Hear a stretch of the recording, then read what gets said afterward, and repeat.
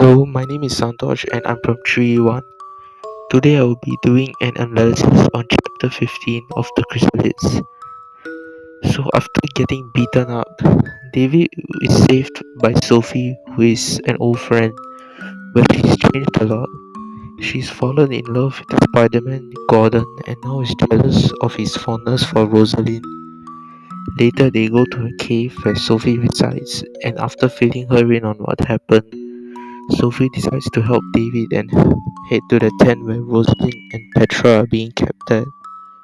When she returns with them in tow, she casually just washes the blood off a knife. This chapter is quite a shocking one indeed, so without further ado, let's get started on this analysis. Okay, so firstly, let's talk about how the author uses words and images to convey atmosphere in chapter 15. The author uses the character sections to convey a dark and scary atmosphere. For instance, when Sophie, at the end of the chapter, scooped a bowl full of water from the bucket to wash the blood off her arms and clean the knife. This action gives off a dark and ominous atmosphere, as the words blood and knife connote the idea of there being a killing. This could imply that Sophie could have been involved in a murder. This implication gives off a horrifying and frightening atmosphere as we find out how much Sophie's character has changed.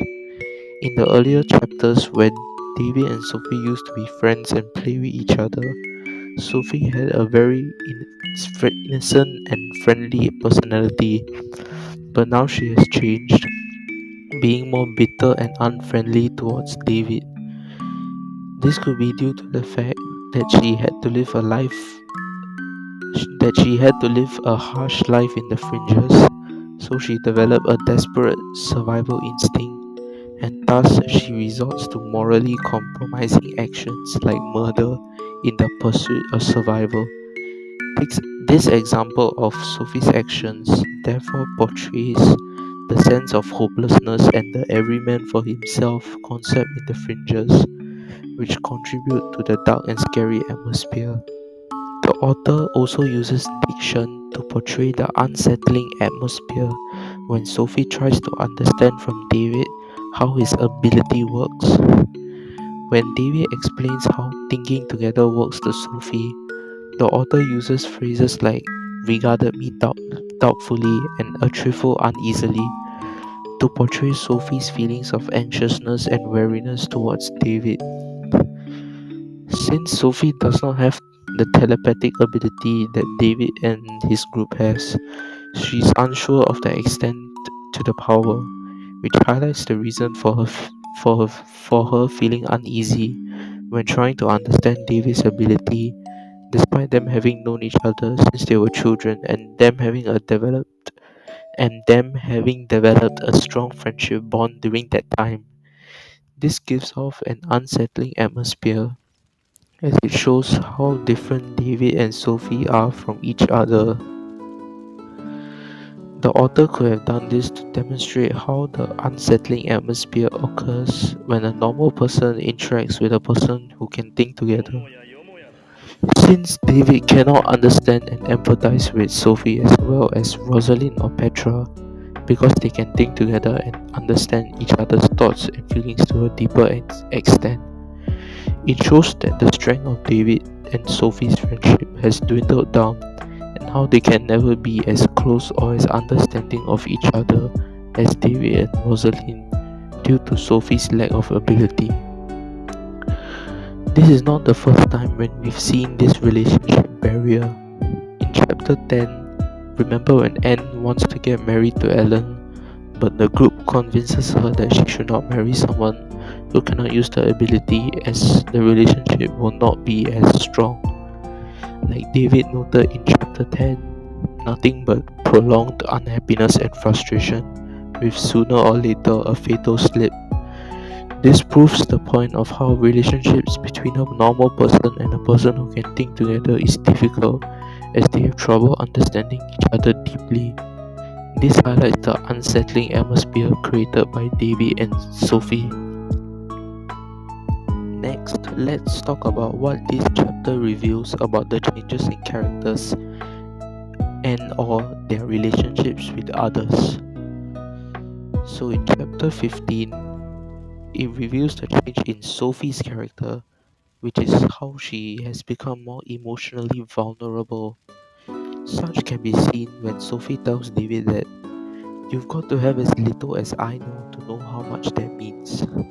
The phrase have as little as I have implies that Sophie has felt like she has suffered a lot and thus she truly values the fondness that Gordon has for her. She feels that she has experienced barely any joy in her life, as she had experienced a lot of despair when desperately fighting for survival in the fringes. This demonstrates how Sophie has developed the feeling of immense loneliness in her time in the fringes, which contributes to the emotional vulnerability as she openly tells David about her feelings. Her emotional vulnerability is further seen when she elaborates, "Why didn't they kill me? It would have been kinder than this." This portrays the immense anguish that Sophie is and has been experiencing. The fact that Sophie feels that death would be a better fate than the one she's experiencing now clearly shows how despondent she is, and to call death kinder than her current fate displays how she has changed from a happy and innocent character in earlier chapters to a defeated and suffering one now. The hint of Sophie having passive suicidal thoughts also tells me that her character is proven to be in a state of emotional vulnerability. Chapter 15 also reveals a relationship between two characters, which are Gordon and Sophie. This is seen when Sophie tells David, "He's kind to me, David, he's fond of me." This implies that Sophie has developed romantic feelings for Gordon due to the fact that Gordon has been stated by Sophie to be very amiable towards Sophie. The affection that Sophie feels for Gordon can be further seen when Sophie interrogates David in a slightly persistent tone, such as when she says he wants her, doesn't he, and she could give him babies. This tells me that Sophie feels worried about Gordon's interest in Rosalind, as Rosalind is not sterilized like Sophie and other fringes women, and thus she can produce offspring for Gordon. If Gordon decides to take Rosalind and as his own, it means that Sophie will be alone and lonely, which she does not want. This demonstrates her affection towards Gordon as she shows her deep concern regarding Gordon's interest in Sophie when first talking to David, which tells me that her feelings for Gordon and not wanting to lose him were her priorities when talking to David. This is also evident when Sophie's tears squeezed out from under the closed lids and ran down her face, which highlights the emotions that Sophie feels regarding the affection for Gordon. This displays the deeply affectionate relationship that Sophie for has developed with Gordon. In conclusion, we have delved deep into understanding the atmospheres created by the different writing techniques and literary devices made by the author, and we have also made some detailed analysis on the different characters here and their relationship with others. Thank you for watching this analysis, and I will see you in my next video. Goodbye.